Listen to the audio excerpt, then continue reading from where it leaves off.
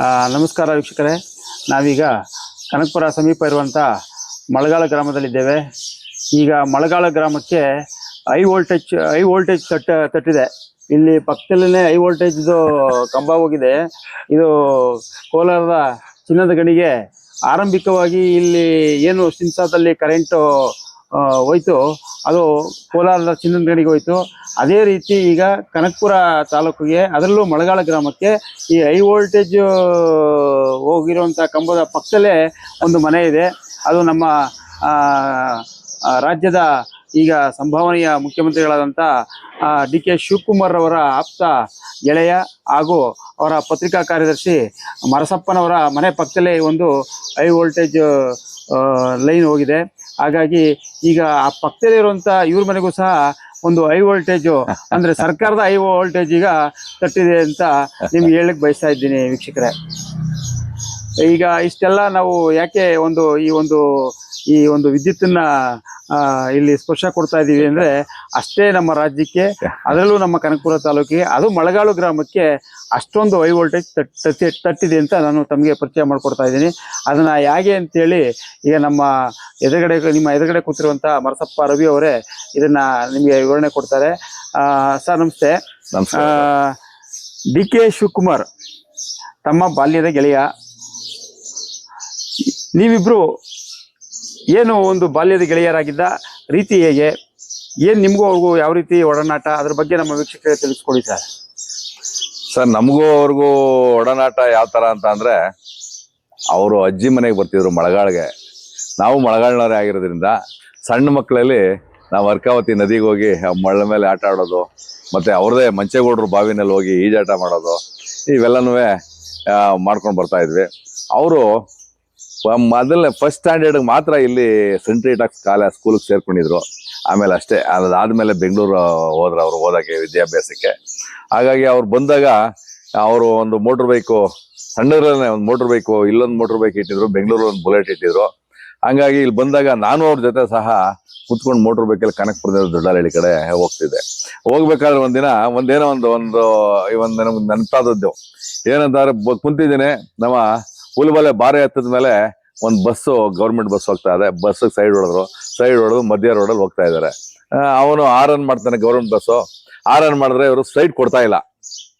ನಾನು ಅವ್ನು ಬಿಟ್ಬಿಡಿ ಅವ್ನು ಜಾಗ ಬಿಡಿ, ಬಸ್ ನನಗೆ ಹೋಗ್ಲಿ ಅಂತ, ಯಾವನಿಗೂ ಸೈಡ್ ಕೊಡಲ್ಲ, ಯಾವನಿಗೂ ಜಾಗ ಕೊಡಲ್ಲ ಅಂತ ಮಧ್ಯ ರೋಡಲ್ಲೇ ಹೋಗ್ತಾರೆ.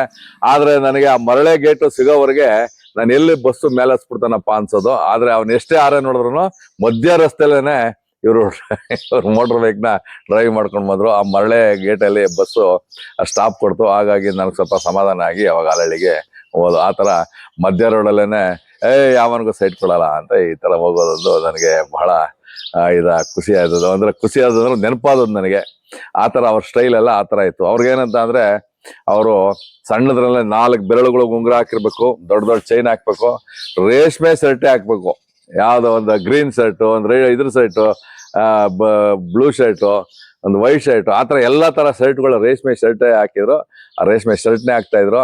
ಅವ್ರ ಸ್ಟೈಲೇನೆ ಅವತ್ತೇನೆ ಈ ಕನಸು ಕಾಣ್ತಾ ಇದ್ರು. ನಾನು ಯಾವಾಗ ಹಂಗಾಗೋದು ಅಂತ, ನಾನು ಒಬ್ಬ ರಾಜಕಾರಣಿ, ದೊಡ್ಡ ವ್ಯಕ್ತಿ ಆಗೋದು ಯಾವಾಗ ಅನ್ನೋದು ಅವ್ರಿಗೊಂದು ಕನಸಿತ್ತು. ಅದು ಕನಸು ಇವತ್ತು ನೆನಸಾಯ್ತು ಅಂತ ನಾನು ಭಾವಿಸ್ತೀನಿ ಸರ್. ಏನು ನಮ್ಮ ಮರಸಪ್ಪ ರವಿ ಅವರ ಡ್ರೆಸ್ ಸೆನ್ಸ್ ಬಗ್ಗೆ ಹೇಳಿದರೆ, ಅದು ಈಗಲೂ ಸಹ ಅದೇ ರೀತಿ ಇದೆ. ಅವರು ರೇಷ್ಮೆ ಬಟ್ಟೆನೇ ಧರಿಸೋದು, ರೇಷ್ಮೆ ಪಂಚೆನೇ ಉಡೋದು, ಮತ್ತು ಆ 4 ಬೆರಳುಗಳಿಗೆ ಏನು ಉಂಗುರ ಧರಿಸ್ಬೇಕು ಅದೇ ರೀತಿ ಧರಿಸ್ತಾ ಇದ್ದಾರೆ ವೀಕ್ಷಕರೇ. ನೀವು ಗಮನಿಸ್ಬೋದು ಅವರ ಒಂದು ಇದನ್ನು, ಡ್ರೆಸ್ ಸೆನ್ಸ್ನ. ಅವರು ಹೇಳಿದ್ದು ಅಕ್ಷರ ಸಹ ನಿಜ. ಇದು ನೀವು ಗಮನಿಸ್ಬೋದು. ಏನು ದೊಡ್ಡಹಳ್ಳಿ ಜಿಲ್ಲಾ ಪಂಚಾಯತಿ ಗೆ ಮೊದಲನೇ ಬಾರಿ ಸ್ಪರ್ಧೆ ಮಾಡ್ತಾರೆ. ಆನಂತರ ದೇವೇಗೌಡರ ಮೇಲೆ ವಿಧಾನಸಭಾ ಕ್ಷೇತ್ರಕ್ಕೆ, ಸಾತ್ನೂರು ವಿಧಾನಸಭಾ ಕ್ಷೇತ್ರ ಸ್ಪರ್ಧೆ ಮಾಡ್ತಾರೆ. ಈ ಎರಡೂ ಸಂದರ್ಭದಲ್ಲಿ ಅವರ ವಯಸ್ಸು ಎಷ್ಟಾಗಿತ್ತು ಸರ್? ವಯಸ್ಸು ನನಗೆ ಸರಿಯಾಗಿ ಅದು ಜ್ಞಾಪನ ಇಲ್ಲ ನನಗೆ. ಅವಾಗ ತಾನೇ ಕಾಲೇಜ್ ಮುಗಿಸ್ಕೊಂಡು ಬಂದಂಥವ್ರು. ಅವರೇನಂತಂದರೆ, ಸಣ್ಣದಲ್ಲಿ ಎಲೆಕ್ಷನ್ ಇದರಲ್ಲಿ ಅವ್ರ ಸ್ಕೂಲಲ್ಲಿ, ಬೆಂಗಳೂರು ಸ್ಕೂಲಲ್ಲಿ ಓದ್ಬೇಕಾದ್ರೆ ಸ್ಕೂಲ್ ಎಲೆಕ್ಷನ್ಗೆ ನಿಂತಂಥವ್ರು. ಅವರು ಸ್ಕೂಲ್ಗೆ ಎಲೆಕ್ಷನ್ ನಿಂತಿದ್ರು, ಕಾಲೇಜ್ ಎಲೆಕ್ಷನ್ ನಿಂತಿದ್ರು. ಅಲ್ಲಿಂದನೇ ಅವ್ರಿಗೆ ಕಾಲೇಜಲ್ಲಿ ಎಲೆಕ್ಷನ್ ನಿಂತಾಗ ಇವ್ರದ್ದು ಬಂಗಾರಪ್ಪನವ್ರ ಹೆಸರು ಹೇಳೋರು. ಎಲ್ಲ ಕಾಲೇಜಲ್ಲಿ ನಿಲ್ತಿರೋ ಸ್ಟೂಡೆಂಟ್ಸ್ ಎಲ್ಲ ಘಟಾನ್ಘಟಿ ಅವ್ರ ಮಕ್ಕಳು. ಘಟಾನ್ಘಟಿ ರಾಜಕಾರಣಿ, ದೊಡ್ಡ ದೊಡ್ಡ ಕುಬೇರು ಮಕ್ಕಳುಗಳು ಎಲೆಕ್ಷನ್ ನಿಂತಿರ್ತಾರೆ. ಇವರು ನಿಂತ್ಕೋಬೇಕು, ಇವ್ರ ಬ್ಯಾಕ್ ಗ್ರೌಂಡ್ ಯಾರು ಏನು ಅಂತ ಅಂದಾಗ ಬಂಗಾರಪ್ಪನವ್ರ ಹೆಸರು ಹೇಳ್ಕೊಂಡು ಅವರು ಬಂಗಾರಪ್ಪನ ಹೆಸರು ಮೇಲೆ ನಿಲ್ತಾರೆ. ಬಂಗಾರಪ್ಪರ ಕ್ಯಾಂಡಿಡೇಟ್ ಇವರು ಅಂತ ಹೇಳಿ ಇವ್ರನ್ನ ಅಲ್ಲೂ ಸಹ ಗೆಲ್ಲಿಸ್ತಾರೆ. ಹಂಗಾಗಿ ಇವ್ರಿಗೆ ಹುಟ್ಟತಾನೆ ಬೆಳಿತಾನೆ ಸ್ಕೂಲಿಂದಾನೇ ಇವ್ರಿಗೆ ರಾಜಕಾರಣ ಶುರು ಆಗೋಯ್ತದೆ. ಆದ್ರೆ ಅವರು ಕಾಲೇಜಿಗೆ ಬರ್ತಾ ಅವ್ರಿಗೆ ಏನಂತ ಅಂದ್ರೆ ನಾನು ದೊಡ್ಡ ರಾಜಕಾರಣಿ ಆಗ್ಬೇಕು ಅನ್ನೋದೊಂದು ಮನಸ್ಸಲ್ಲಿ ಅವ್ರು ಉಳ್ಕೊಂಡ್ಬಿಡ್ತದೆ. ಅದೇ ಸರ್.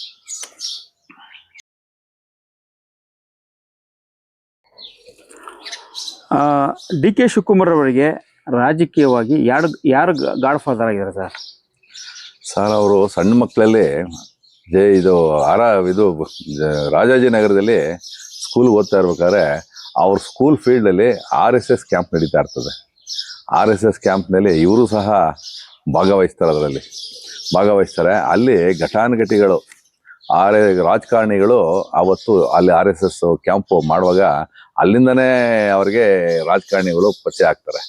ಪರಿಚಯ ಆಗಿ ಅಲ್ಲಿಂದ ಅವ್ರ ಪರಿಚಯದ ಮೇಲೆ ಎಲ್ಲ ಘಟಾನುಘಟಿಗಳು ಆ ಫೀಲ್ಡಲ್ಲಿ RSS ನಲ್ಲಿ ಇರ್ತಾರೆ. ಅವರು ಇದರಲ್ಲಿ ಅವ್ರನ್ನೆಲ್ಲ ಪರಿಚಯ ಮಾಡಿಕೊಂಡು ಆ ಸ್ಕೂಲಲ್ಲೇನೆ ಅಲ್ಲಿಂದ ಬಂದು ಇವರು ಜಾಸ್ತಿ ಅವರು ರಾಜಕಾರಣಕ್ಕೆ ಬತ್ತಿದ್ದಂಗೆನೆ ಅವ್ರ ಗುರಿ ಏನಿದ್ರು ಬಂಗಾರಪ್ಪನವ್ರ ಮೇಲೆ ಇರ್ತದೆ.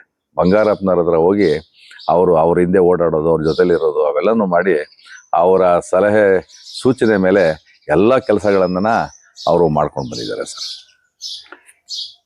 ಆರಂಭಿಕವಾಗಿ ಇವರಿಗೆ ಬಂಗಾರಪ್ಪನವರು ಗಾಡ್ ಫಾದರ್ ಹೌದು, ನೀವ್ ಹೇಳೋದು. ಹೌದು. ಹಾಗೆ ಎಸ್ ಎಂ ಕೃಷ್ಣ ಅವ್ರಿಗೂ ಇವ್ರಿಗೂ ಏನು ಒಡನಾಟ ಆಗಿತ್ತು ಸರ್? ಎಸ್ ಎಂ ಕೃಷ್ಣ ಅವರು ಅವ್ರಿಗೆ ಎಸ್ ಎಂ ಕೃಷ್ಣ ಸಾಹೇಬ್ರಿಗೂ ಇವರು ಬಂಗಾರಪ್ಪ ನಂತರನೇ ಎರಡನೇ ಗುರುಗಳನ್ನೇ ಎಸ್ ಎಂ ಕೃಷ್ಣ ಸಾಹೇಬ್ರು. ಎಸ್ ಎಂ ಕೃಷ್ಣ ಸಾಹೇಬ್ರು ಇವರಿಗೆ ವಿಶೇಷವಾದ ಗೌರವ. ರಾಜಕೀಯದಲ್ಲಿ ಯಾವ ರೀತಿ ಇರಬೇಕು, ನೀನು ಯಾವ ರೀತಿ ಮಾತಾಡಬೇಕು, ನೀನು ಏನು ಕಾರ್ಯಕ್ರಮ ಮಾಡಬೇಕು, ಯಾವ ರೀತಿ ನಡ್ಕೋಬೇಕು, ನಿನ್ನ ತಿಳುವಳಿಕೆ ಈ ಥರ ಇರಬೇಕು ಅನ್ನೋದನ್ನ ಅವರ ಸಲಹೆ ಸಾಕಷ್ಟು ಎಸ್ ಎಂ ಕೃಷ್ಣ ಸಾಹೇಬ್ರ ಹತ್ರ ತಗೊಂಡು ಅವರು ಆ ರೀತಿನಲ್ಲಿ ಅವ್ರು ಹೇಳಿದಂಥ ರೀತಿಯಲ್ಲಿ ಅವ್ರು ನಡ್ಕೊಂಡು ಬಂದವ್ರೆ.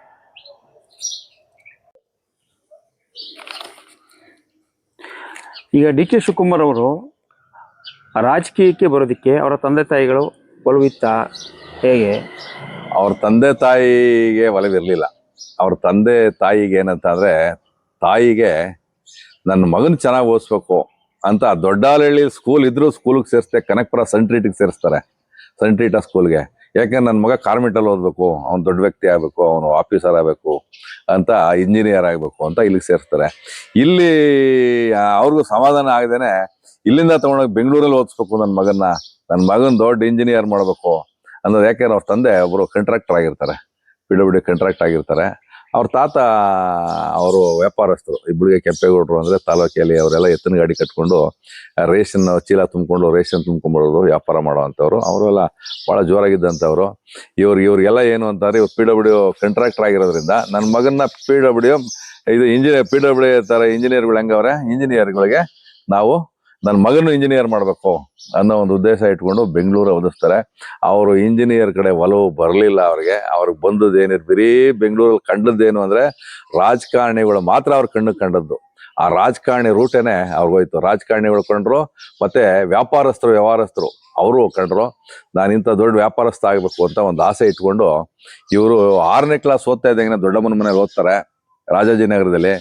ಆವಾಗ ಅವ್ರ ತಂದೆಗೆ ಪಟ್ಟಿ ಹಿಡಿತಾರೆ, ನಾನು ಅಲ್ಲಿ ಓದಲ್ಲ, ನನ್ನ ಸ್ವಂತ ಮನೆ ಬೇಕು, ಮನೆ ತಗೋಬೇಕು, ನಾನು ಅಲ್ಲೇ ಓದೋದು, ನನ್ನ ಮನೇಲೇ ಇರಬೇಕು ಅಂತ ಹೇಳಿ ಪಟ್ಟಿ ಹಿಡಿತಾರೆ. ಆವಾಗ ಅವ್ರ ತಂದೆ ಕೆಂಪೇಗೌಡರು ಬಸವೇಶ್ವರ ನಗರದಲ್ಲಿ ಒಂದು ಮನೆ ತಗೋತಾರೆ.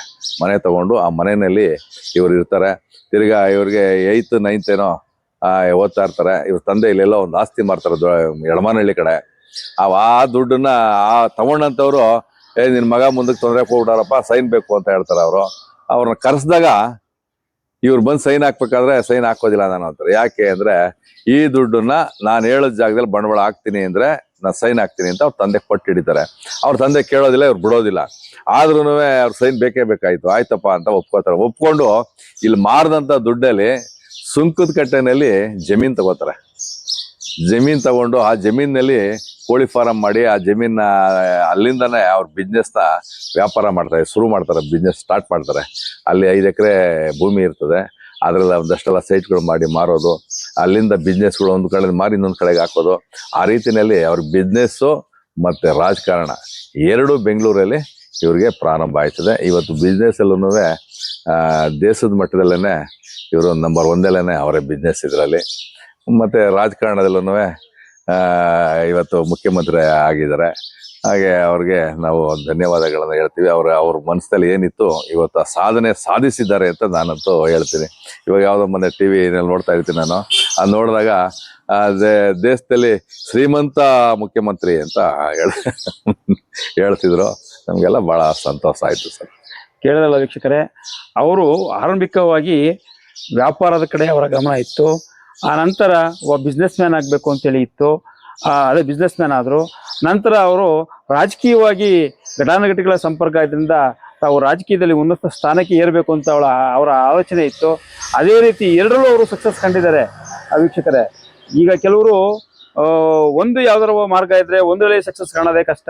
ಆದರೆ ಎರಡೂ ರಂಗದಲ್ಲಿ ಅವರು ವ್ಯಾಪಾರ ಮತ್ತು ರಾಜಕೀಯ ಎರಡೂ ರಂಗದಲ್ಲೂ ಸಹ ಉನ್ನತ ಸ್ಥಾನ ಪಡೆದಿರೋದು ತುಂಬ ಅಪರೂಪದ ವ್ಯಕ್ತಿತ್ವ ಡಿ ಕೆ ಶಿವಕುಮಾರ್ ಅವ್ರದ್ದು ವೀಕ್ಷಕರೇ. ಮತ್ತಷ್ಟು ಅವರ ಒಂದು ಅಭಿಪ್ರಾಯಗಳನ್ನ ಕೇಳೋಣ. ಸರ್, ಈಗ ಡಿ ಕೆ ಶಿವಕುಮಾರ್ ಅವರು ರಾಜಕೀಯಕ್ಕೆ ಪ್ರವೇಶ ಮಾಡಿದ ನಂತರ ಅವರು ರಾಜಕೀಯದಲ್ಲಿ ಏರಿಳಿತ ಕಂಡಿದ್ದಾರಾ? ಸರ್, ಅವರು ರಾಜಕೀಯದಲ್ಲಿ ಏರಿಳಿತ ಯಾವುದೂ ಇದಿಲ್ಲ ಸರ್. ಅವರು ಒಂದು ಸಾರಿ ಸೋತಿದ್ರು, ತಿರ್ಗಿ ಅಲ್ಲಿಂದ ಗೆದ್ದುಕೊಂಡೇ ಬಂದರು. ಇನ್ನು ಇಡೀ ರಾಜ್ಯದಲ್ಲಿ ಎಲ್ಲ ಎಲೆಕ್ಷನ್ ಮಾಡಿದ್ದಾರೆ. ಈ ಸಾರಿ ನೀವೆಲ್ಲ ಕಂಡಿದ್ದೀರಿ ಎಷ್ಟು ಸೀಟ್ನ ಗೆಲ್ಸಿದ್ದಾರೆ ಅಂತ. ಯಾಕೆ ಅಂದರೆ ಯಾರಿಗೂ ನಿದ್ರೆ ಮಾಡಕ್ಕೆ ಬಿಟ್ಟಿಲ್ಲ. ಎಲ್ಲ ಕ್ಷೇತ್ರದಲ್ಲೂ ಹೋಗಿ ಕೆಲಸ ಮಾಡಿ ಎಲ್ಲ ಕ್ಷೇತ್ರದಲ್ಲಿ ಗೆಲ್ಸೋಕ್ಕೆ ಪ್ರಯತ್ನ ಮಾಡಿ ಸಾಕಷ್ಟು ಹೈಯೆಸ್ಟು ಗೆಲ್ಸಿದ್ರು. ಇವರು ಕಾಂಗ್ರೆಸ್ ಅಧ್ಯಕ್ಷರಾಗೇ ಆದರು. ಕಾಂಗ್ರೆಸ್ ಅಧ್ಯಕ್ಷರಾದ ಮೇಲೆ ಇಡೀ ರಾಜ್ಯದಲ್ಲಿ ಕಾಂಗ್ರೆಸ್ ಕಾರ್ಯಕರ್ತರನ್ನ ನಿದ್ರೆ ಮಾಡಕ್ಕೆ ಬಿಟ್ಟಿಲ್ಲ. ಅಷ್ಟು ಕೆಲಸಗಳನ್ನು ಇವರು ಒತ್ತಡ ತಂದರು, ಮಾಡಿದ್ರು. ಕರೋನಾ ಟೈಮಲ್ಲಿ ಎಲ್ಲ ನಮ್ಮ ಬೆಂಗಳೂರಿನಲ್ಲಿ ಬಂದಂಥ ಹೊರಗಡೆಯಿಂದ ಉತ್ತರ ಕರ್ನಾಟಕ ಬೇರೆ ಬೇರೆ ಭಾಗದಿಂದ ಬಂದಂಥ ಕೆಲಸಕ್ಕೆ ಉದ್ಯೋಗಕ್ಕೆ ಬಂದಂಥವ್ರನ್ನ ಅವ್ರನ್ನೆಲ್ಲ ಕಳಿಸೋದ್ರೂ ಯಶಸ್ವಿ ಆದರು. ಅವ್ರಿಗೆ ಬಸ್ ಇಲ್ಲದೇ ಅವತ್ತು ಒಂದು ₹1,000 ಬಸ್ಗೆ 5,000 ಹೇಳೋದು, ಆ ಥರ ಎಲ್ಲ ಆಗಿ ಭಾಳ ತೊಂದರೆ ಪಟ್ಟು ಮೆಜೆಸ್ಟಿಕ್ಕಲ್ಲಿ ಇಡೀ ಮೆಜೆಸ್ಟಿಕ್ಕೇ ಜನ ಆಯಿತು. ಹೋಗೋಕ್ಕೆ ಬಸ್ಗಳು ಭಾಳ ಕಡಿಮೆ ಇತ್ತು. ಅವ್ರಿಗೆ ಹೋಗೋಕ್ಕೆ ವ್ಯವಸ್ಥೆ ಇರಲಿಲ್ಲ.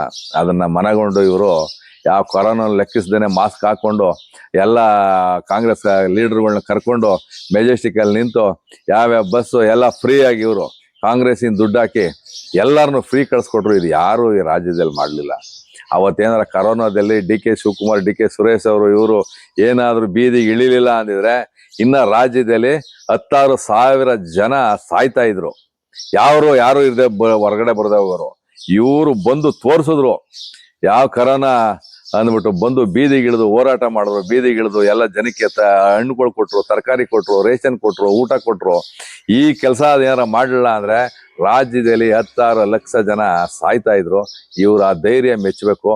ಇವ್ರ ಧೈರ್ಯಕ್ಕೆ ನಾವು ಎಷ್ಟು ಅವ್ರಿಗೆ ಕೃತಜ್ಞತೆ ಧನ್ಯವಾದಗಳನ್ನು ಹೇಳಿದ್ರು ಸಾಕಾಗಲ್ಲ ಸರ್.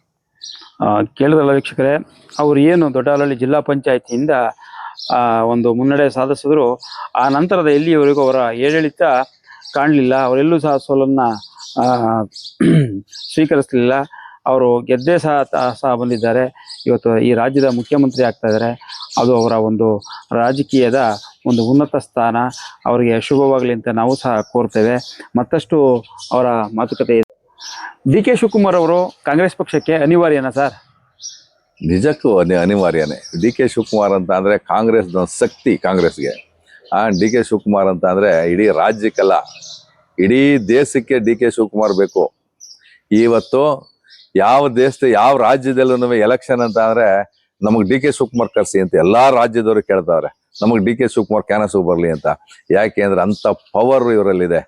ಇವ್ರಿಗೆ ಯಾಕೆ ಅಂತ ಅಂದರೆ ಅಂಥ ಮನವೊಲಿಸೋದು, ಅಂತ ಯಾವ ರೀತಿ ತಂತ್ರಗಾರಿಕೆ, ಯಾವ ರೀತಿ ಟ್ರಿಕ್ಸ್ ಮಾಡೋದು, ಯಾವ ರೀತಿ ಅವ್ರನ್ನ ನಾವು ಗೆಲ್ಲಬೇಕು ಅನ್ನೋದ್ರ ಬಗ್ಗೆ ಇವ್ರಿಗೆಲ್ಲ ರೀತಿ ಗೊತ್ತಿರೋದ್ರಿಂದ ಎಲ್ರೂ ಯಾವ ರಾಜ್ಯದವರು ನಮ್ಮ ರಾಜ್ಯಕ್ಕೆ ಅಂತ ಅಲ್ಲ, ಯಾವ ರಾಜ್ಯದವರಾದರೂ ಡಿ ಕೆ ಶಿವಕುಮಾರ್ ಅಂತಾರೆ.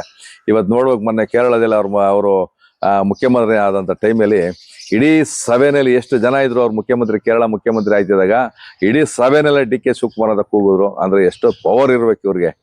ಹಂಗಾಗಿ ರಾಜ್ಯಕ್ಕೆಲ್ಲ ಇಡೀ ದೇಶಕ್ಕೆ ಇವರು ಅನಿವಾರ್ಯ. ಇವರ ಅವಶ್ಯಕತೆ ಇದೆ. ಇಷ್ಟೊಂದು ಅನಿವಾರ್ಯ ಇರುವಂತಹ ಡಿ ಕೆ ಶಿವಕುಮಾರ್ ಅವರ ಬಗ್ಗೆ ನಿಮ್ಮ ಹೈಕಮಾಂಡ್, ಕಾಂಗ್ರೆಸ್ ಪಕ್ಷದ ಹೈಕಮಾಂಡ್ ಯಾವ ರೀತಿ ಇದೆ ಸರ್? ಹೈಕಮಾಂಡ್ ಅಲ್ಲಿ ಏನು ಅಂತ ಅಂದ್ರೆ ಹೈಕಮಾಂಡ್ ಎಲ್ಲಾ ರೀತಿ ಅಡ್ಜಸ್ಟ್ ಮಾಡಿ ಮಾಡಿಕೊಂಡು ಎಲ್ಲಾ ವಿಚಾರದಲ್ಲೂ ತೂಕೊಂಡು ಹೋಗ್ಬೇಕು. ಹಂಗಾಗಿ ಅದು ಇವರಿಗೆ ಸ್ಥಾನಮಾನ ಕೊಡೋದು, ಮುಖ್ಯಮಂತ್ರಿ ಸ್ಥಾನ ಕೊಡೋದು ಸ್ವಲ್ಪ ತಡವಾಗಿದೆ ಹೊರತಾಗಿ ಹೈಕಮಾಂಡ್ ಇಂದ ಯಾವ ಮೋಸ ಆಗಿಲ್ಲ, ಯಾವ ತೊಂದರೆ ಆಗಿಲ್ಲ ಅಂತ ನಾನಂತೂ ಭಾವಿಸ್ತೀನಿ.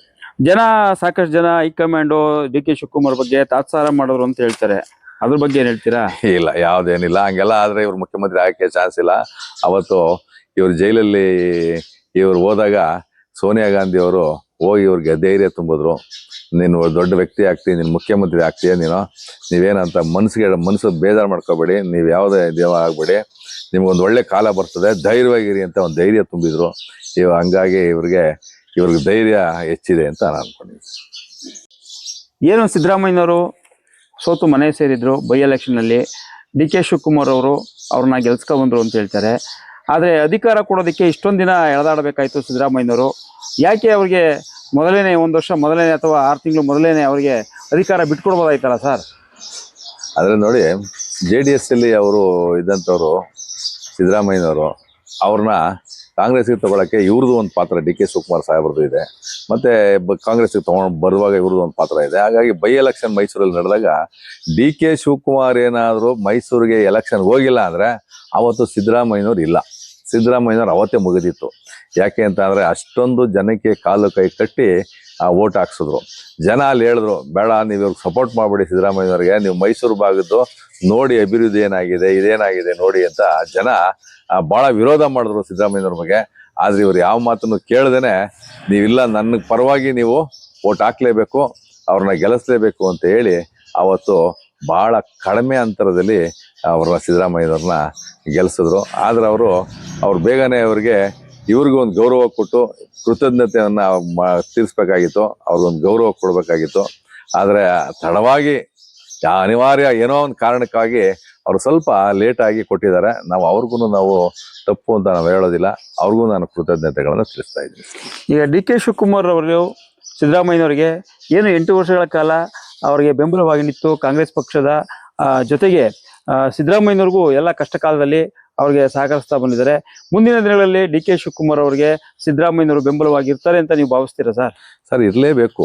ಸಿದ್ದರಾಮಯ್ಯನವರಿಗೆ ಎಷ್ಟು ಸಹಾಯವನ್ನು ಮಾಡಿದ್ದಾರೆ, ಎಷ್ಟು ರೀತಿಯಲ್ಲಿ ಅವ್ರ ರಾಜಕಾರಣದಲ್ಲಿ ಅವ್ರ ಎಲೆಕ್ಷನಲ್ಲಿ ನಾನು ಹೇಳಿದ್ನಲ್ಲ, ಅವ್ರನ್ನ ಎಲೆಕ್ಷನ್ ಮೈಸೂರಿಗೆ ಎಲೆಕ್ಷನ್ ಡಿ.ಕೆ. ಶಿವಕುಮಾರ್ ಹೋಗಿಲ್ಲ ಅಂದರೆ ಅವತ್ತೇ ಸಿದ್ದರಾಮಯ್ಯನವ್ರು ಇಲ್ಲ.